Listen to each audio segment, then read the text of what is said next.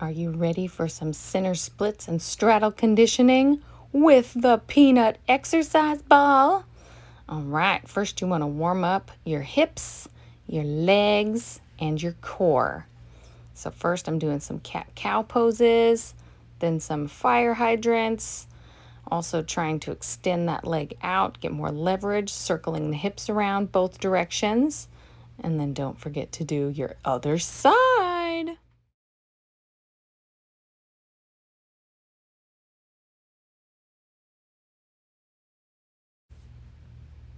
The next warm up is you're balancing on your side on the peanut and making huge circles with your legs. This really helps stretch out and warm up your back, your glutes, and do both sides. Now to really warm up your glutes, your hamstrings, and your back by lifting up, doing a bridge. And this one right here, this one's my favorite. So you need a wall.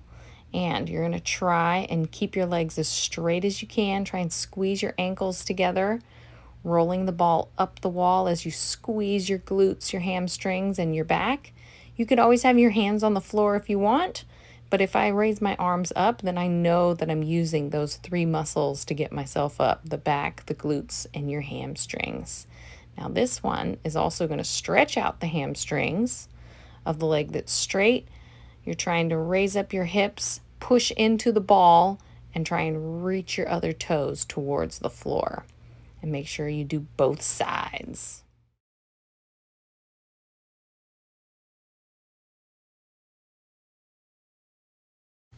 All right, now that you are warmed up, now for the harder part, the actual conditioning. I have the peanut off to the side of me. You really want to squeeze your glutes, squeeze those butt cheeks, and now you want to squeeze your quad. Really squeeze it, and you want to sit back, almost like you're going to sit on your heel. You can always use your hands on the floor if you need to, or you can try and find your balance. Squeeze your butt as you push your hips forward when you come up. This will work out your quad and your glutes and the inner thighs.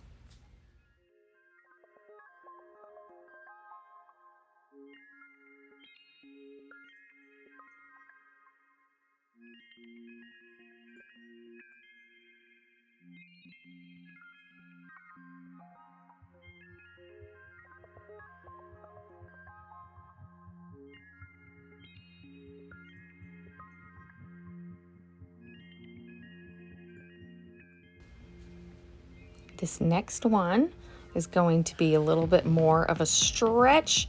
You can use your hands on the floor for level one, and you can also use yoga blocks if you can't quite reach the floor yet.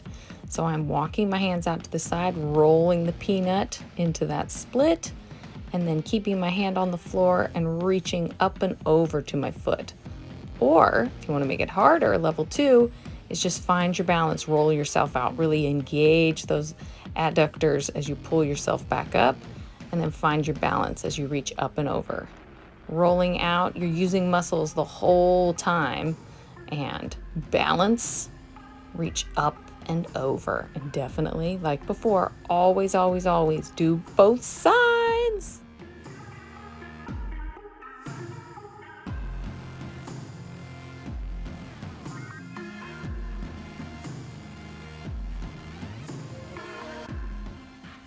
I'm showing this next one from a side view so you can see the line of my hips over my knees.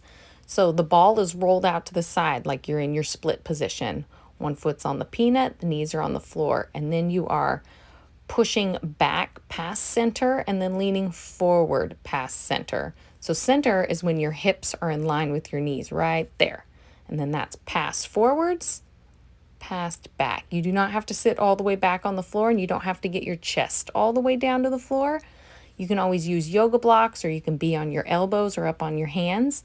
And now I'm holding with my hips squared, hips over knees, still out in that split, and then I'm squeezing my butt cheeks and then letting them release for a few seconds. Squeeze and release. And again, squeeze and release.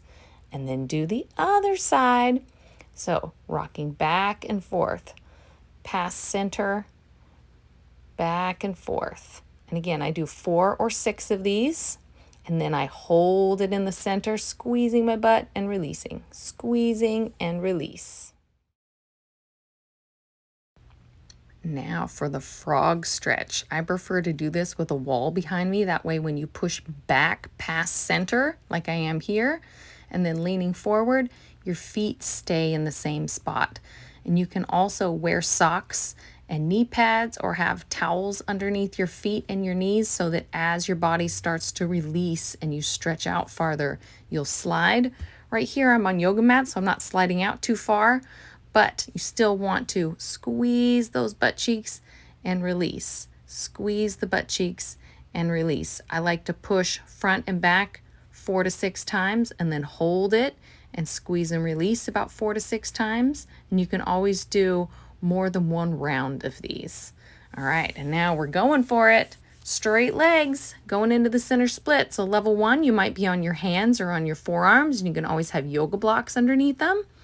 And then level 2 is coming all the way down to your chest.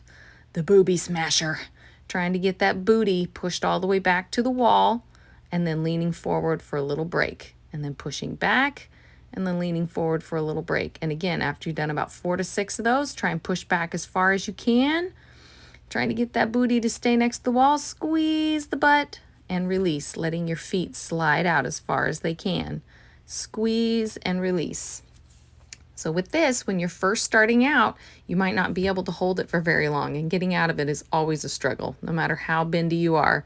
Every time that you're trying to push your flexibility to get more and more flexible, it is hard to get out of it. When I was pregnant, just a little bit ago, I just had my baby 9 weeks ago, but when I was pregnant, I had to take a break from doing center splits against the wall like this because I couldn't lay on my boobies or my baby bump anymore. So I lost a little bit of my flexibility, but I'm getting it back, and you can too. You can do all of these conditioning and warm-ups once or twice a week if you're just doing 4 to 6 of them and just doing one round, or once or twice a week when you've done them for a while and doing 2 to 3 rounds of these to really start seeing results. Thank you.